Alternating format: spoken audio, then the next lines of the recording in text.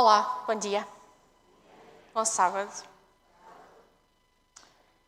E deixem-me dizer, antes de começar, que todo o frio com que eu estava enquanto estava ali atrás desapareceu quando entrei aqui na sala. E quando vi a sala cheia, e quando vi 3 pessoas que já não vi há algum tempo aqui na igreja. Então, eu estou muito, muito, muito feliz. E não há palavras para poder descrever essa alegria que eu sinto neste momento. E Deus seja louvado por isso. A vocês que estão lá do outro lado, também um bom dia especial, bom sábado também. Dizer que hoje, na escala ou no plano de ação da Igreja Nacional e também local, é um dia, um sábado e uma mensagem dedicada à família. E eu vou falar de família, vou falar de amor, já ouvimos hoje falar muito acerca de amor, mas vou falar de família e de amor se calhar de uma forma diferente daquela que vocês se calhar estão à espera. E enquanto eu estava aqui sentada e a olhar para todos vocês, a olhar para algumas pessoas que aqui estão, das quais eu conheço um bocadinho da história de vida, dizer-vos que a Igreja, é o melhor local ou lugar do mundo onde nós podemos estar. Existe um hino, que por acaso está neste novenário, que diz exatamente isso. O melhor lugar do mundo é aos pés de Jesus. Não há outro lugar. E é aqui que nós, enquanto família, temos 2 coisas que nós também acabamos de cantar.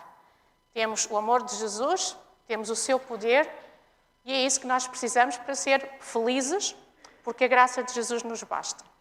Então, se nós tivermos esses ingredientes, acreditem que nós vamos ser pessoas transformadas pelo poder de Jesus.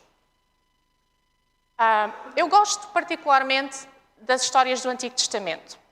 Todos nós temos, se calhar, personagens de quem nós gostamos mais. Toda a Bíblia é sagrada, toda ela é inspiração da parte de Deus.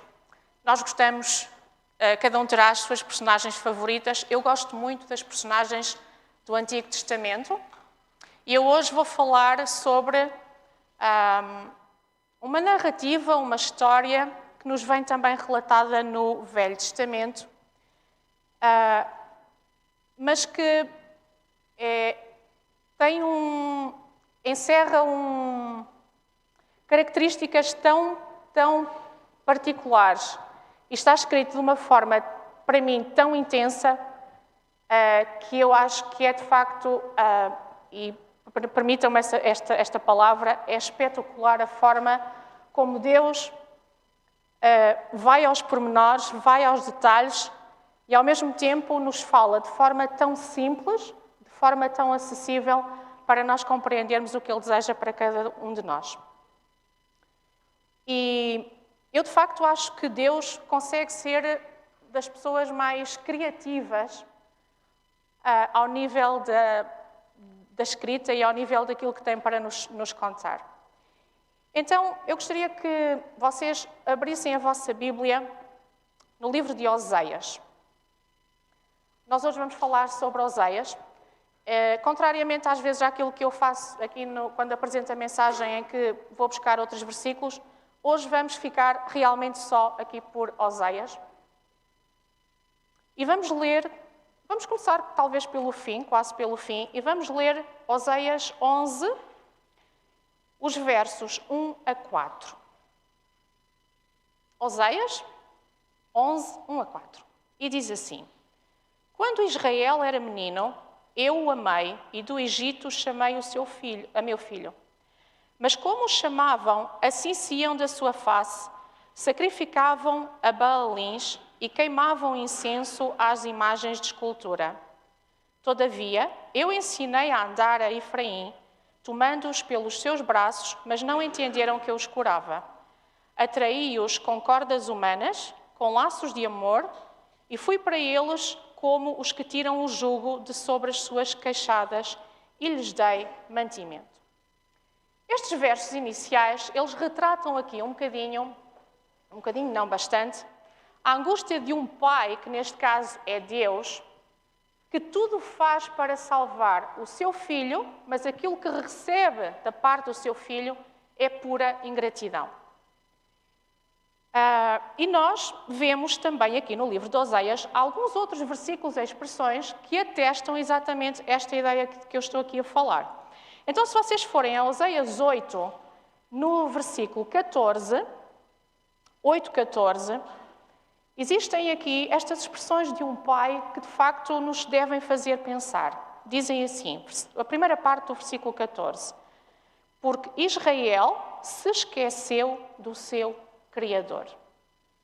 Depois, se formos a Oseias 9 e no verso 1, diz assim: Não te alegres, ó Israel, não exultes como os povos, porque ao prostituir-te abandonaste o teu Deus.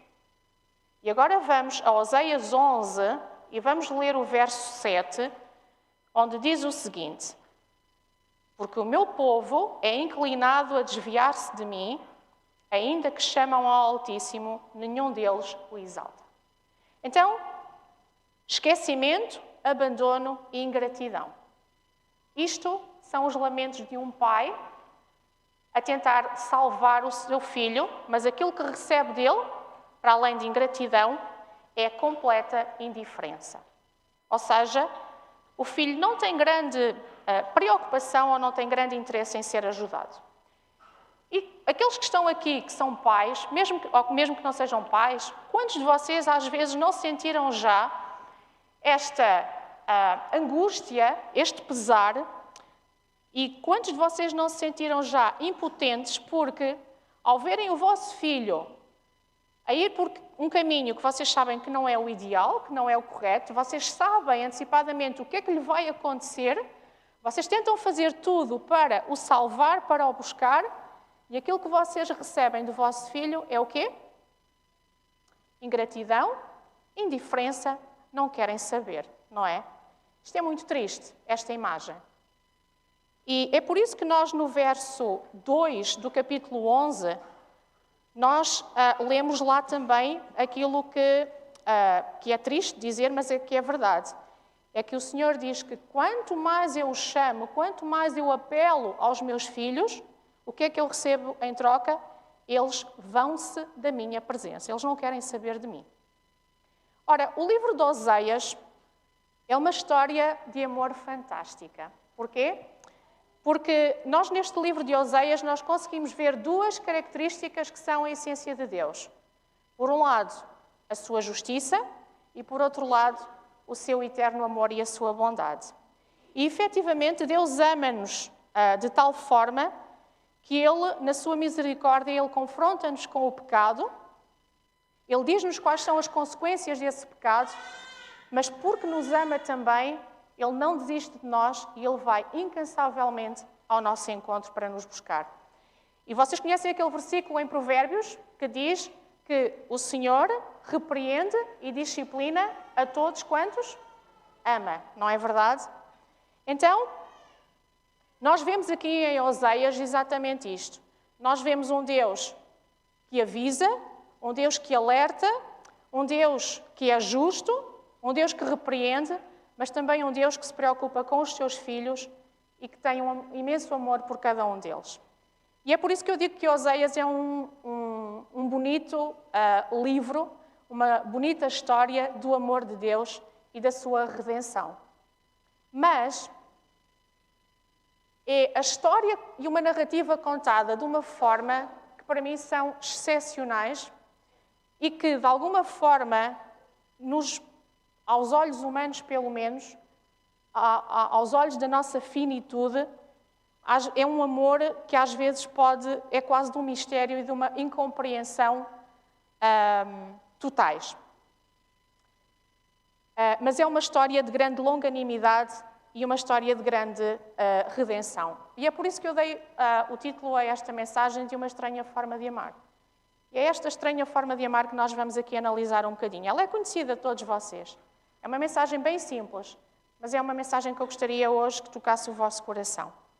Se nós olharmos para o contexto histórico, nós percebemos que Oseias foi um profeta que profetizou e que trouxe uma mensagem ao povo de Israel na última parte do século VIII a.C., numa altura em que o povo de Israel, o Reino do Norte, vivia uma época de grande prosperidade económica e de grande prosperidade material. Ele exerceu o seu ministério, sobretudo, dirigido ao Reino de Israel, ao Reino do Norte, mas depois desta prosperidade económica e material, este reino, ele caiu num grande período de decadência política, mas sobretudo de grande decadência espiritual e moral. E o expoente máximo dessa decadência, sabem o que é que aconteceu? O que é que foi? Vocês sabem. A história diz-nos, não é? É que eles, em 722 a.C., eles foram invadidos pela Assíria. E a senhora White diz-nos que nos dias que antecederam este cativeiro assírio, a maldade do povo de Israel era tão grande, só comparável à maldade que existia nos tempos de Noé. Era muita apostasia. O povo tinha-se afastado de Deus e vejam só o que Oseias diz. Há uma expressão no capítulo 5 e no verso 7, diz que o povo estava de tal forma afastado de Deus que ele compara este povo a uma vaca rebelde que se revoltou, que se rebelou contra Deus. É uma imagem profunda, não é? É uma imagem realmente forte para mostrar a condição do povo de Israel nesta altura. E se nós formos a Oseias 6, vamos lá abrir a Bíblia em Oseias 6, no versículo 6 e 7, o Senhor diz assim, através de Oseias: porque eu quero a misericórdia e não o sacrifício, o conhecimento de Deus mais do que holocaustos. Mas eles transgrediram a aliança como Adão. Eles portaram-se aleivosamente contra mim. Então, aquilo que Deus aqui está a dizer é que o povo de Israel violou a aliança que tinha feito com Deus. Ou seja, houve aqui uma traição, não é? Houve aqui este povo, quando diz ali que eles se portaram de forma aleivosa, quer dizer aqui que este povo estava a adorar a Deus de uma forma falsa, de uma forma que não era a correta. E reparem que o formalismo era muito, havia holocaustos, havia sacrifícios, mas o conteúdo era zero. Eles não estavam redimidos e não estavam com o seu coração disposto a acatar a vontade de Deus. Então vejam só o que acontecia nesta altura. A Bíblia também nos diz-nos que eles olhavam para a lei de Deus de forma estranha. Achavam que os mandamentos de Deus era coisa estranha, não era para ser obedecido. Então a desobediência do povo era muito grande. Eles não adoravam o Deus verdadeiro. Eles viravam-se para outras divindades. Baal, Astarote, conforme a história nos diz. Eles sacrificavam em holocausto os próprios filhos. Vejam só a maldade e o afastamento deste povo. Eles faziam bezerros de ouro. Eles entregavam-se a banquetes, a bebedeiras. Adoravam os astros, adoravam a natureza, em vez de adorar o Criador dessa mesma natureza. E os cultos que eles faziam eram muito corruptos, eram cheios de maldade. E o propósito da mensagem de Oseias, então, é fazer com que o povo olhasse para a sua condição, percebesse que estava mal e que devia retomar o seu primeiro amor, o seu Criador. E por isso, esta mensagem de Oseias é uma mensagem do amor redentor de Jesus, ou de Deus, para cada um de nós. É uma exortação também ao arrependimento. Deus faz, através do profeta Oseias, muitas mensagens de apelo para que o seu povo pense naquilo que está a fazer e possa voltar-se para Deus. Mas a forma como esta exortação é feita, a forma como este apelo é feito, é de uma estranheza, é de uma, ao mesmo tempo, beleza e incompreensão, pelo menos aos nossos olhos, tamanhas. E é por isso que o livro de Oseias é tão singular, porque Deus retrata esta relação do seu povo com ele através de uma analogia, a analogia do casamento. Vocês recordam-se que eu no último sermão que fiz falei sobre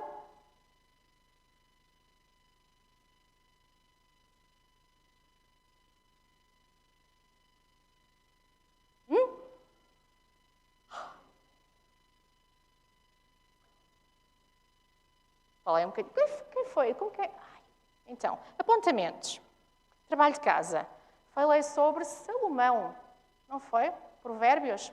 Falei também do casamento, não foi? Do noivado. Onde aí também o amor de Deus está retratado. E aqui eu volto também a um casamento, volto aqui também a uma relação. Pronto, é assim, eu sou assim. Mas realmente, a relação do seu povo Israel com Deus é retratada aqui através de uma relação, de um casamento, mas também de uma traição e de uma infidelidade.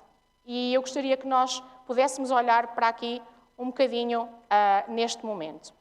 Então, Deus, para retratar esta relação, Deus vai ter com Oseias e dá-lhe uma ordem muito estranha, no mínimo estranha. Vamos ler Oseias 1, no versículo 2. Vejam só como Deus realmente faz as coisas de uma forma incrível. Oseias 1 e 2 diz assim, o capítulo 1 e o verso 2, diz assim: o princípio da palavra do Senhor por meio de Oseias, disse, pois, o Senhor a Oseias: vai, toma uma mulher de prostituições e filhos de prostituição, porque a terra certamente se prostitui, desviando-se do Senhor. Então, aquilo que Deus aqui está a fazer, imaginem só, é a mandar Oseias casar com uma prostituta, não é? Ou seja, Deus basicamente está a virar-se para Oseias e a dizer-lhe assim: olha, vai ter com aquela mulher, Gomer, ela é prostituta, mas isso não interessa nada. Vais lá, vais buscá-la, vais trazê-la para a igreja, vais vesti-la com um vestido branco, não é? Vais dar-lhe o teu nome, sim, porque quando duas pessoas se casam, o que é que acontece? Por norma, a esposa, a mulher, fica com o apelido, o nome do marido, não é? Vais dizer publicamente a toda a gente que a amas e vais tomá-la como mulher. Mesmo que ela tenha um passado vergonhoso. Mesmo que ela seja prostituta. Agora transportem isto para os nossos dias e era a mesma coisa, não é? Que um filho vosso vir ter com vocês e dizer assim: mãe, pai, eu vou casar-me, ok? Tenho aqui o meu noivo, a minha noiva, para te apresentar, com muito gosto. E nós, claro, muito bem, então quem é esse filho? Não é? Quem é esse? É um novo filho que eu vou trazer para a minha casa. Quem é o teu noivo? O que é que ele faz? Qual é o trabalho dele? Onde é que ele vive? Quem é a sua família? Será que é de uma família boa? Será que não é? E o que é que nós dizemos? O que é que Oseias lhe diz? Eu vou casar, mas há um problemazito. É que o teu genro, a tua nora, é prostituta. O que é que vos parece? Ou era prostituta. O que é que vos parece? Coisa estranha, não é? É uma mulher infiel. Isto não é loucura, aparentemente? É, não é? O relato diz-nos que Oseias casou com esta mulher, tiveram um filho e puseram-lhe um nome muito bonito. Puseram-lhe o nome de Gisrael. E após o casamento, e após este filho ter nascido, Gomer abandona o profeta, deixa o profeta Oseias sozinho, com este filho, para tomar conta, e vai procurar um amante. Então, vai ter com o amante, engravida do amante, mas fica sozinha, sem ter para onde ir. E Oseias, imagine-se, o que é que faz? Recebe esta Gomer de volta, ok? Com o filho do amante, mas recebe-a. E Gomer deixa-o pela segunda vez, volta a engravidar, é abandonada pelo amante e sabem o que é que Deus lhe diz? No capítulo 2 está lá escrito. Deus ordena que ele a receba de volta. Então, Deus vem ao profeta e diz-lhe assim, olha, levanta-te, recebe a tua mulher de volta, mesmo que ela te tenha traído estas vezes todas, não é? O que é que vocês fariam se estivessem no lugar de Oséias?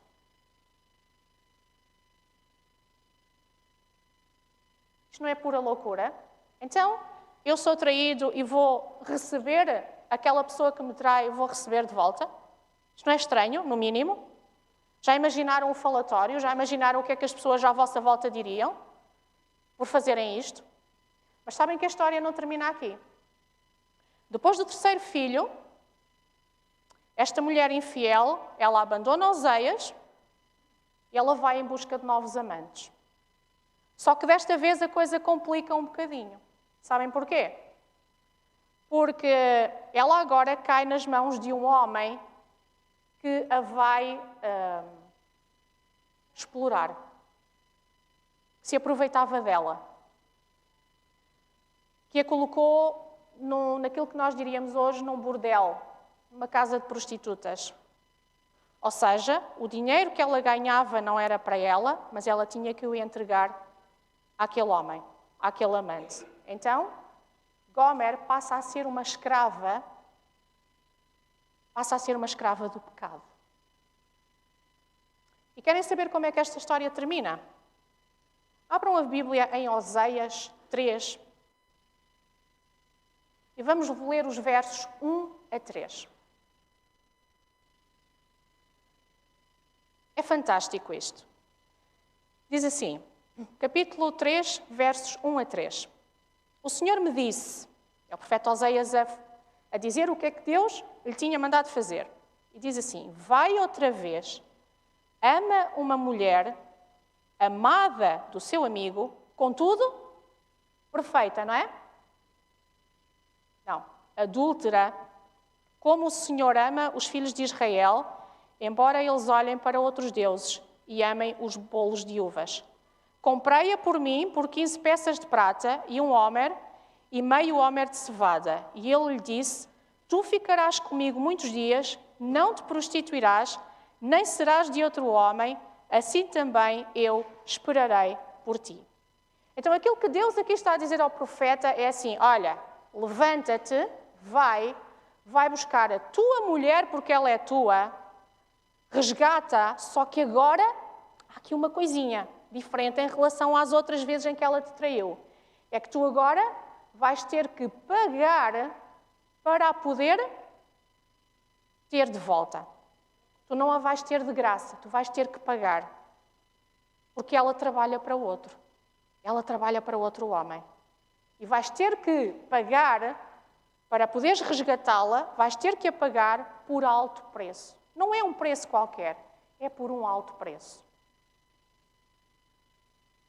E eu estou a imaginar Oséias a olhar para aquela mulher, prostituta, amante de vários amantes, traiçoeira, infiel, a olhar para ela e a dizer-lhe assim, eu amo-te, mesmo que mais ninguém te ame. E apesar de tudo aquilo que tu fizeste e das várias traições, eu continuo a amar-te, como mais ninguém te ama. E há um verso na Bíblia, que vocês conhecem, é o único verso fora de Oséias que nós vamos ler, que se encontra em Jeremias 31:13. Abram lá a vossa Bíblia, em Jeremias 31:13. É um versículo bem conhecido, que é a mensagem de Deus para nós, hoje, porque nós somos esta Gomer. Nós somos também um povo rebelde. E nós, por vezes, também temos os nossos amantes. Temos os nossos ídolos. Entramos em apostasia. Mas apesar disso tudo, sabem o que é que Deus nos diz? Exatamente aquilo que o profeta Oséias disse a esta mulher. O Senhor Jesus diz-nos assim, Jeremias 31, 13.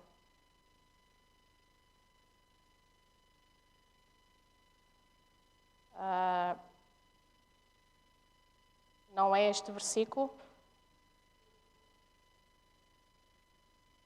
mas vocês sabem qual é. O versículo, eu apontei mal, mas o versículo é com amor eterno te amei e com eterna benignidade te atraí. Então, isto é aquilo que Deus está a dizer a cada um de nós. Mesmo que mais ninguém te ame, mesmo que tu estejas no fundo do poço, mesmo que tu tenhas ido buscar, tenhas tido experiências horríveis fora de mim, eu continuo a amar-te. E eu estou cá para o que der e vier. E a história de Oseias, ela retrata a relação de Deus com Israel. E também pode retratar a nossa história. E é uma história que nos mostra efetivamente que Deus é um Deus longânimo, é um Deus que espera, é um Deus que ainda acredita em nós, é um Deus que não desiste de nós, que não desiste de cada um de vocês. Não desiste daqueles que estão do outro lado da câmara. Não desiste. Mesmo que vocês tenham sido o maior dos pecadores, Deus não desiste de vocês. Deus continua a amar-vos. Sabem que Oseias tem aqui vários apelos, vários avisos da parte de Deus. Porque o mesmo Deus que ama é o Deus que se preocupa, não é?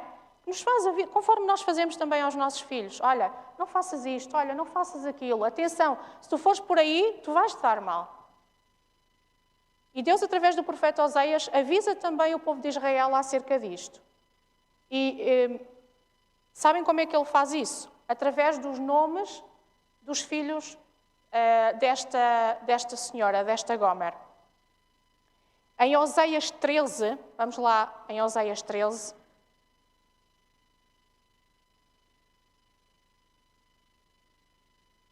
Os versos 1, 2 e o 4. Diz assim: Quando Efraim falava, tremia-se, foi exaltado em Israel, mas ele se fez culpado em Baal e morreu. E agora multiplicaram pecados e da sua prata fizeram uma imagem de fundição, ídolos segundo o seu entendimento, todos obra de artífices, dos quais dizem, os homens que sacrificam beijem os bezerros. E o verso 4. Todavia, eu sou o Senhor teu Deus desde a terra do Egito. Portanto, não reconhecerás outro Deus além de mim, porque não há Salvador senão eu. Então reparem como Deus quer que o seu povo volte para Ele, se arrependa daquilo que faz, da sua condição espiritual, que deixe de olhar para os outros deuses e que possa voltar para si. E então, quando o primeiro filho de Gomer tinha um nome estranho, não era? Recordam-se?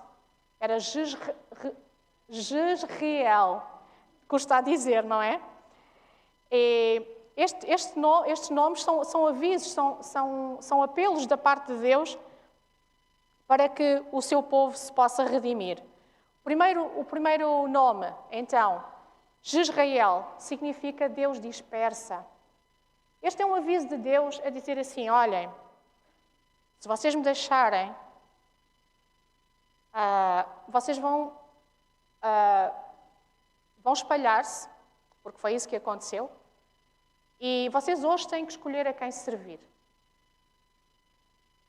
O segundo filho, ou neste caso filha, tinha um nome também muito bonito, chamava-se Lo-Ruama. Em algumas versões da Bíblia, não é o caso da minha, mas em algumas versões tem lá desfavorecida ou sem misericórdia, não é? E isto aqui é um aviso também da parte de Deus a dizer assim, olha, atenção, se tu escolheres outros deuses, aquilo que vai acontecer é que se tu fizeres alianças com outros deuses que não comigo, então tu vais estar perdido para sempre. Tu não podes amar dois senhores. Tens que amar um apenas. E eu quero que seja eu a quem tu ames. E depois o terceiro filho, que vem aí na Bíblia também, tem um outro nome muito bonito. Chama-se Laomi. E Lo-mi significa vós não sois o meu povo.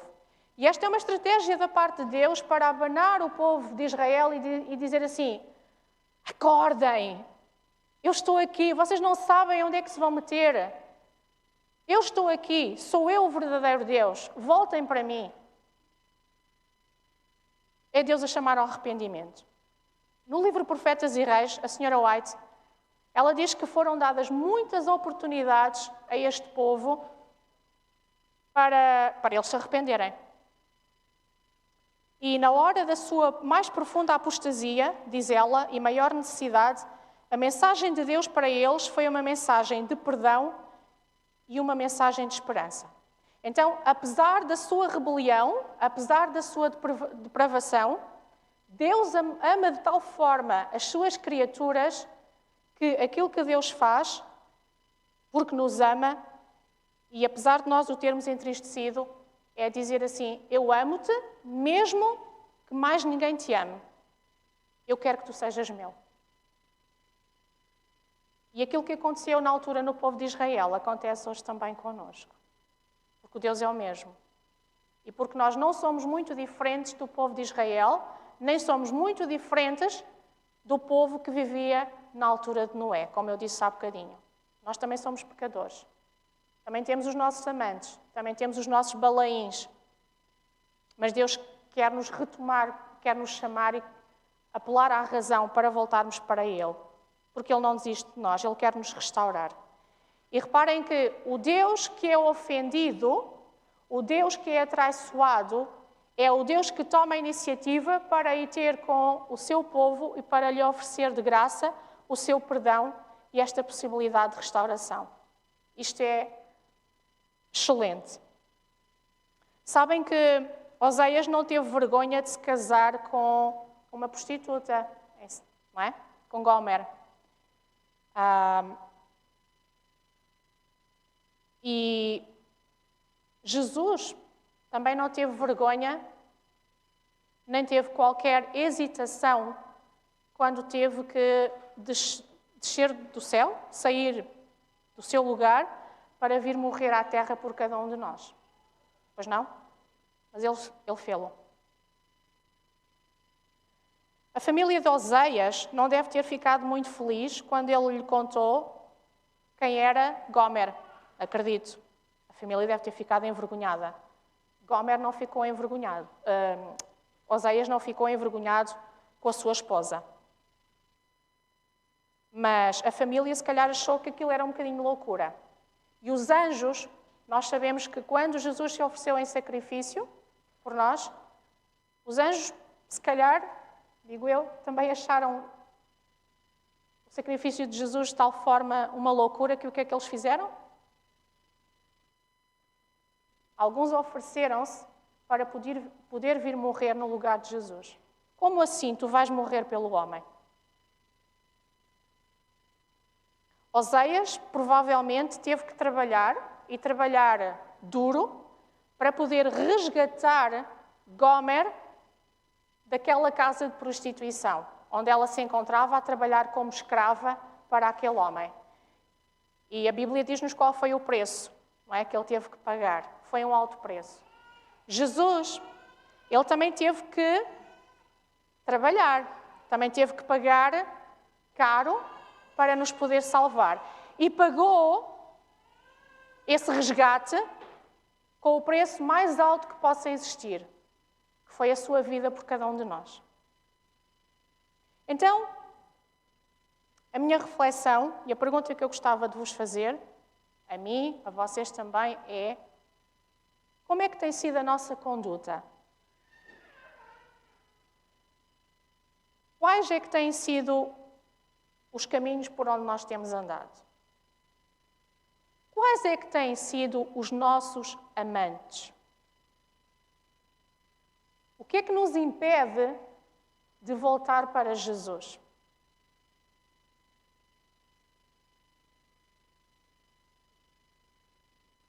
Oseias 14. Vamos abrir. Em Oseias 14. E Oseias 14, nos versos 1 e 2, há um apelo da parte de Deus que não é muito diferente para vocês hoje. Eu gostaria que vocês o pudessem tomar não como um apelo para o povo de Israel da altura, mas é um apelo que Deus nos faz hoje a cada um de nós. Diz assim no capítulo 14, versos 1 e 2, converte-te, ó Israel, ao Senhor teu Deus, porque pelos teus pecados tens caído. Tomai convosco palavras e convertei-vos ao Senhor. Dizei-lhe, tira toda a iniquidade, aceita o que é bom. Aceita o que é bom. E o que é bom para nós? É estarmos aqui, na igreja. É o melhor lugar do mundo. Se nós formos ao verso 8 do mesmo capítulo, é extraordinário a mensagem que Deus aí tem para nós. Este versículo diz assim: Efraim dirá, que mais tenho eu com os ídolos? Eu o tenho ouvido e cuidarei dele. Eu sou como a faia verde, de mim é achado o teu fruto. Então, este verso bem pequenino, nós podemos decompô-lo aqui em 3 partes e extrair daqui 3 ideias que me parecem importantes. Primeiro, a primeira parte que diz assim, ó Efraim que tenho eu com os ídolos. Ou seja, aquilo que Deus aqui está a dizer basicamente é assim, olha, não te envolvas com tudo aquilo que te pode afastar da minha relação contigo. Não te envolvas com outros deuses. Não te envolvas com aquilo que te pode afastar do nosso amor.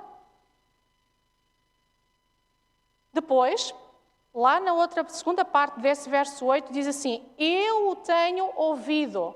Ou seja, Deus está a dizer, os ídolos não te ouvem, mas eu posso te ouvir, porque eu amo-te. Não são os outros deuses que te ouvem, sou eu que te ouço. É a mim que tu tens que buscar. Sou eu que te posso salvar. Sou eu que te posso redimir. Sou eu que te posso resgatar. Não são os outros ídolos.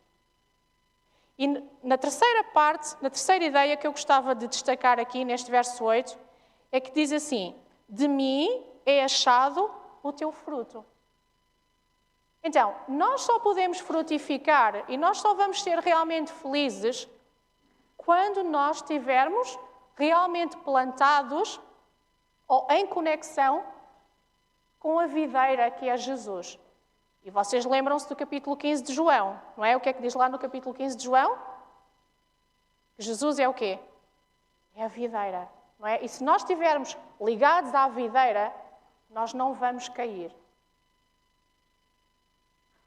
Há também bênçãos neste livro, através do profeta Oséias, que nos são dadas. Reparem, justiça de Deus e amor de Deus. Deus faz apelos, Deus mostra as consequências do pecado, mas Deus também profere bênçãos para aqueles que se converterem e para aqueles que quiserem estar ao seu lado. E essas bênçãos, nós vamos buscá-las em Oséias 14, no verso 5. Em cima, lemos o 8, vamos ler o versículo 5. E diz assim, eu serei para Israel como o orvalho, ele florescerá como o lírio e lançará as suas raízes como o Líbano. Então, o que é que isto significa? Significa muitas coisas, todas elas bonitas. O lírio retrata crescimento e renovação em Jesus. É assim que nós nos sentimos quando estamos ligados a Jesus, renovados e em crescimento. Por outro lado, o lírio é também uma flor perene, ou seja, ela quando é plantada na terra, ela cria raízes duradouras. Significa isto que nada nos pode abalar. O povo de Israel, ele não tinha fixadas as raízes que eram necessárias para poder resistir às tentações dos povos pagãos e aos outros deuses. Eles não tinham firmeza nem estabilidade nos princípios dos mandamentos, porque, como eu disse no início, as leis de Deus e os mandamentos de Deus eram coisa estranha para eles. Mas nós, como os lírios, nós queremos que as nossas raízes, os nossos fundamentos, os nossos alicerces, eles estejam bem arraigados no terreno, na fonte que é Jesus. Porque se isso acontecer, pode cair o mundo à nossa volta. Mas nós vamos continuar firmes em Cristo Jesus e não vamos vacilar. Estou quase a terminar.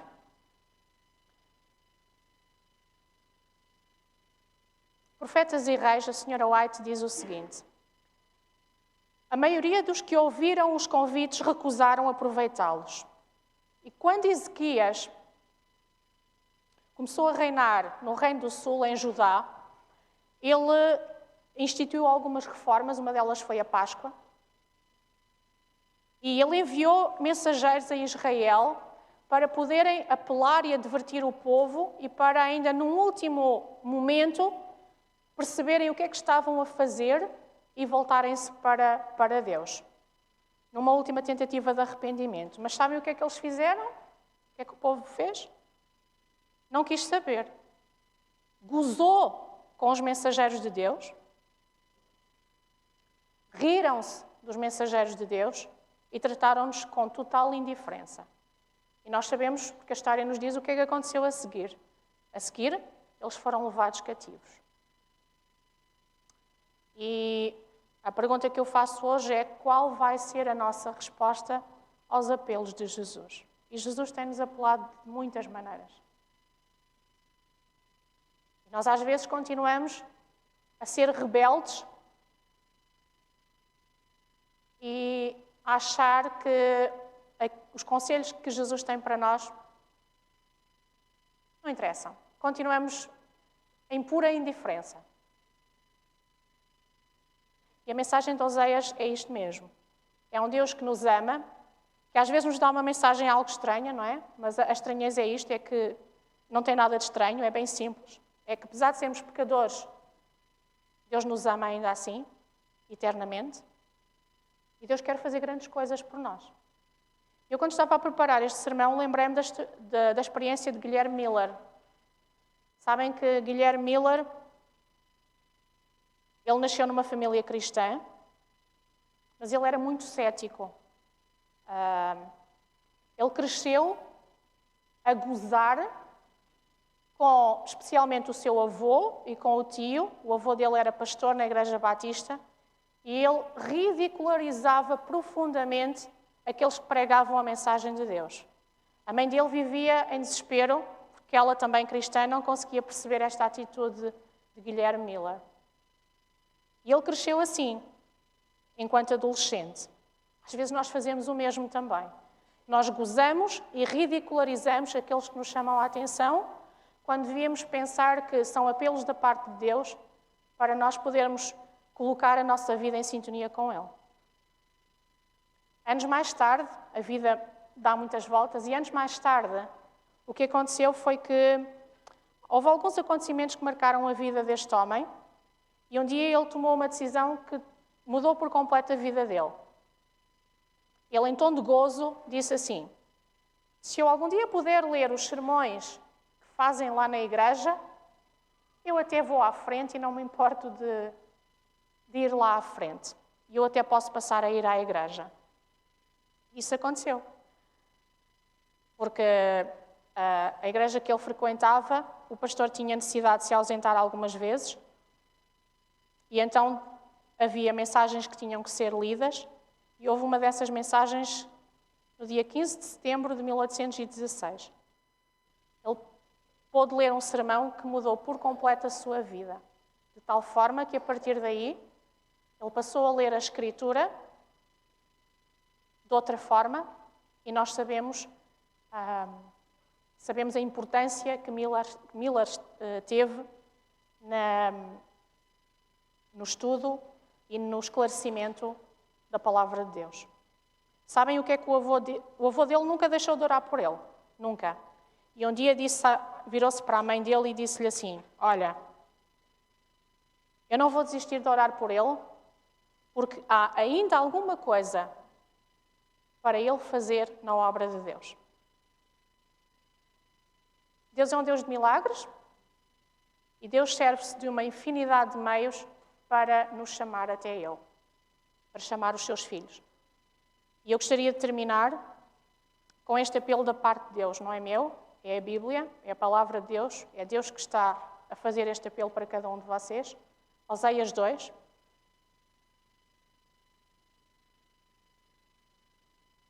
Os versos 16, 19 e 20.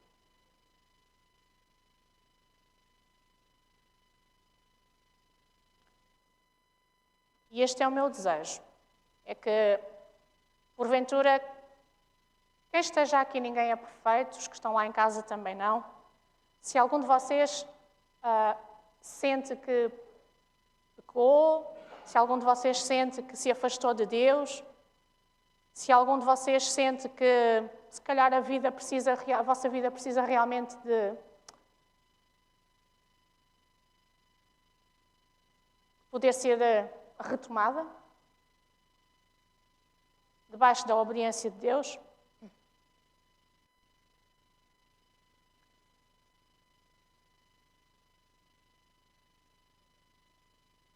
Deus diz-vos assim: naquele dia, diz o Senhor, tu me chamarás meu marido, e não mais me chamarás meu Baal. Versículo 19. Desposar-te-ei comigo para sempre, desposar-te-ei comigo em justiça, em juízo, em benignidade e em misericórdias. E desposar-te-ei comigo em fidelidade e conhecerás ao Senhor. Deus ama-te, mesmo que mais ninguém te ame. Como dizia o versículo, aquele há bocadinho que eu lia, que é conhecido de todos vocês, com eterno amor, como é que diz? Com amor eterno eu te amei e com eterna benignidade eu te atraí. Seja esta a vossa decisão e seja esta a vossa resposta ao apelo de Jesus. Amém.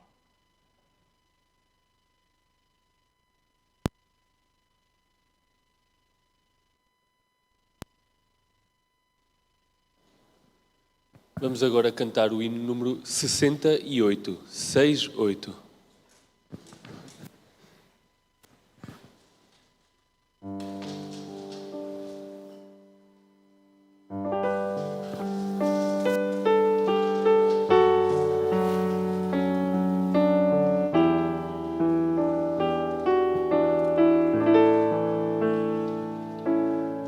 Restaura meu ser,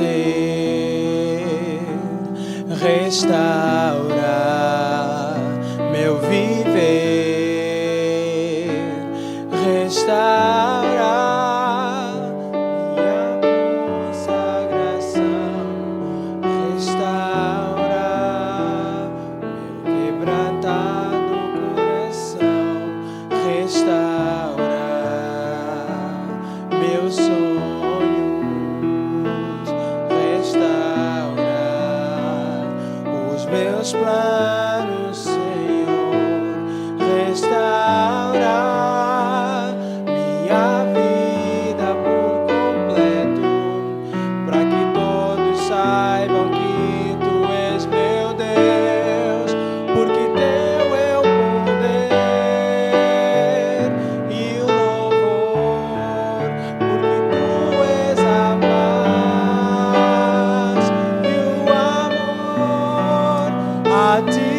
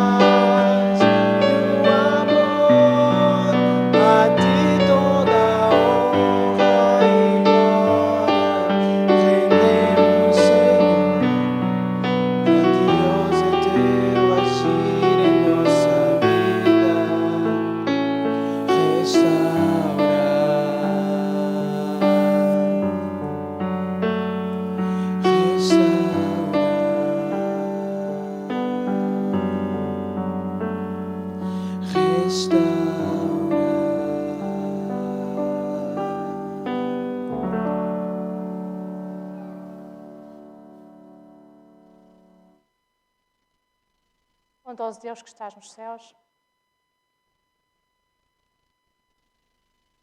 nosso desejo, como acabámos de cantar, é que Tu restaures a nossa vida, Senhor.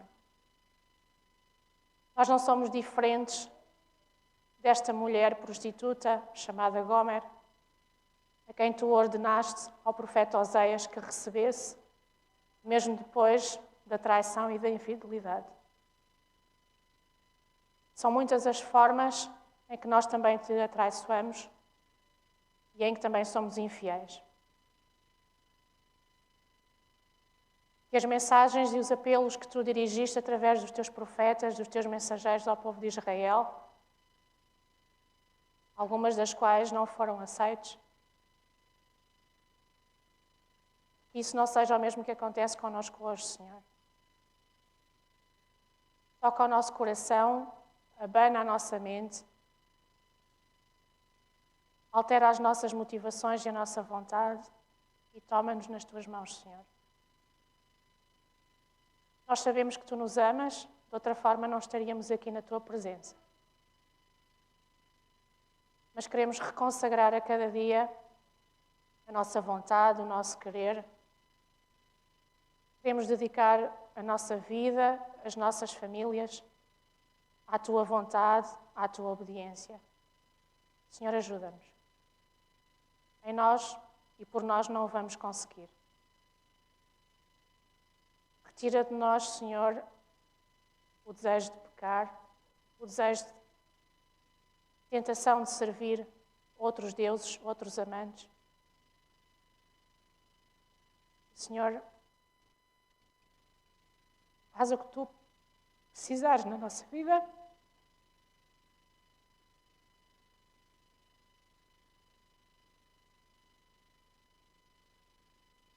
Mas restaura-nos. Em nome de Jesus. Amém.